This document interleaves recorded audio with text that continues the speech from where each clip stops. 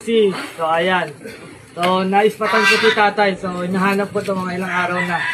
So, ngayon, ayan. So, bigyan ulit natin ng ayuda. So, dati kasi nabigyan ko na ito ng ayuda. No?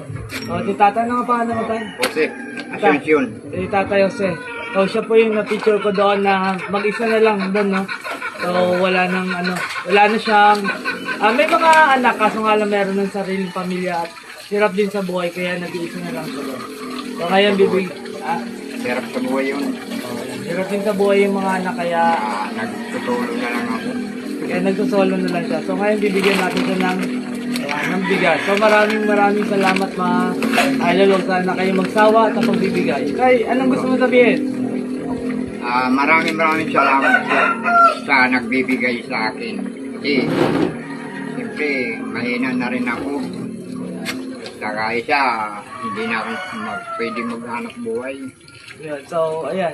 Tanda na si tatay, kaya hindi na rin kaya magkahanap buhay. Oo. Ayan tayo. So, Merry Christmas tayo. Ayan, Happy New Year. Happy New Year. Ingat tayo. Thank you.